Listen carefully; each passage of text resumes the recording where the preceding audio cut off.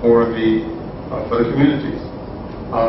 And as I looked through the archives, I began to see that it built up to about December 1968. Then all of a sudden he called it off. About 100 presidents were supposed to come to different colleges were supposed to come to San Francisco State University in 1968. And CZ probably knows more about this than I do. And all the letters went out. They all apparently were planning to be there. And just a few days before that event was to take place, he called it off.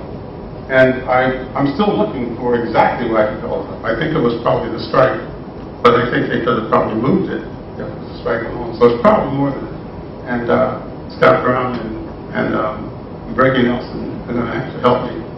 They promised to help me anyway, as I get deeper and deeper into these archives. I also am blessed with a student who has quite a bit of archival experience already. She's only been working for a week, and she's deep in the archives right now, working on it. Zenobia, stand up. Zenobia Bell is my assistant. She's going to be a real. She also helped put together this slide, so see how in good shape. But the vision in that document, as you heard, gave us our solidarity, but we were surrounded, day one, by the chaos that grew out of the killings of the students, Bunche, Carter, and John Huggins. That surrounded us from the very beginning, but the people who were working in the center were not strangers to solidarity. Most of them had been involved in the civil rights movement, and in one way or another. And we had a great deal of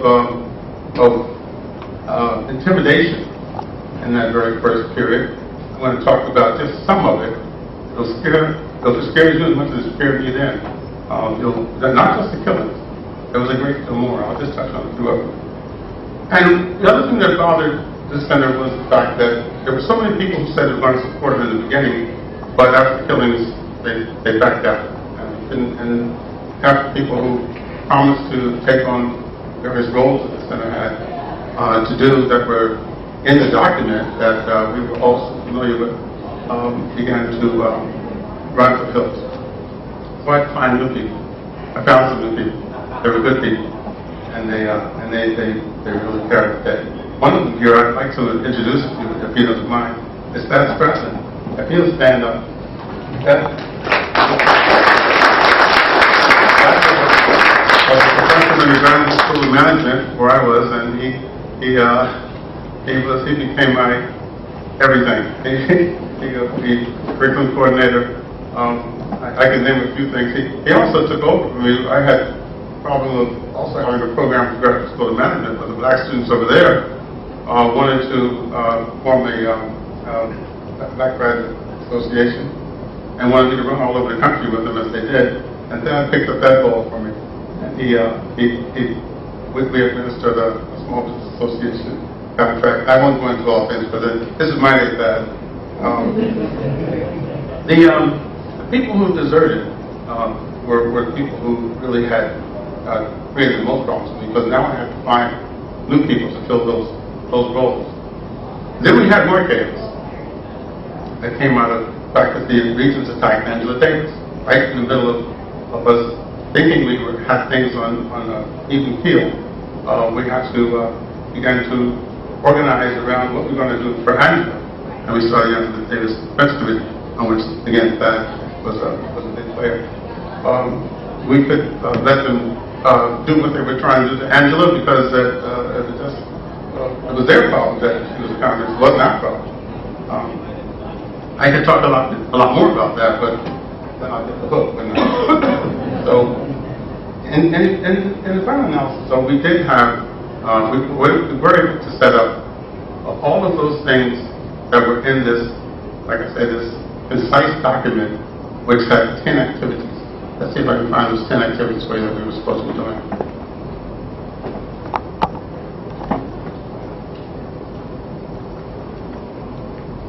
I'm not going to go into all of the things I put on here. You heard some in the introduction, many of the things that we did when I was a student at UCLA. My wife and I were involved in trying to get the racism, the covert racism on campus and the overt racism in Westwood erased. It took a lot of work, but that's where we learned organizing. And my wife, being an artist, always coming from a visual bag, would show us things, how to put things in a way that we were noticed. And we were able to get the SLC, the Student Legislative Council, involved in just about everything we did. And we had a lot of problems. We had, first of all, the fact that the administration was an interim administration at the time. Newton was, I think, his name. He would never take the responsibility that we were trying to get him to take in order to clean up the campus. The campus had any number of, I could go into some of them, but I'll just go into one. My wife discovered, she was working for the personnel department, and she discovered 2 codes on the forms. One of which was obviously ethnic. Every time a black person came up and say S, so they probably stood for spook or something. And and Asian came up and had something else. But then she noticed another code. And the other code indicated something she couldn't understand, so she found out that that code really meant departments that were ready to integrate and departments which were not ready to integrate.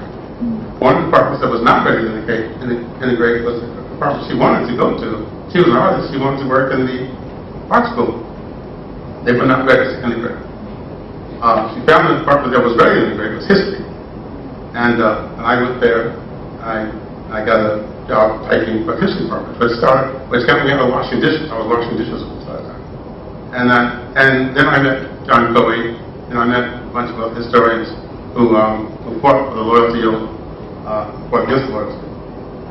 And all of that, as I was listening to them go over these things and finding out all the things that they had done, they were also, in fact, giving me ideas of the kinds of things that I need to be doing in addition to just attending school.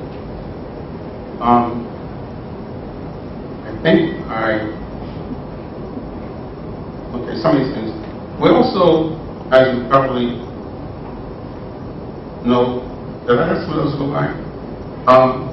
Had a fight with the merchants in Westwood, one of which was barbershops. If you had a car, you didn't have to worry about the barbershops. You just drive back down to the back neighborhoods. If you didn't have a car, most of us who were not from the West Coast didn't have cars. We had to work with the merchants around here. We took on the barbers, and we won. And it's a very poetic ending because the one barber in Oakley's barbershop who would cut my hair got the chance to manage the barbershop in the student union when Murphy came. And I was going to talk a little bit more about that, but I see that I'm being looked at by Alice up here. So let me go on to, this is a letter, you can probably barely read it. It's from the Department of Justice. See if I can pause it. That was our statement of our victory over the barbers. Stanley Moss, in the guise of Buffett's deputy, told them that they couldn't cut back there, they would just take their licenses away. And that was a tremendous victory. Okay, why am I going through all this? Okay, because I want to show you how the 60s, the early 60s, and late 60s were related.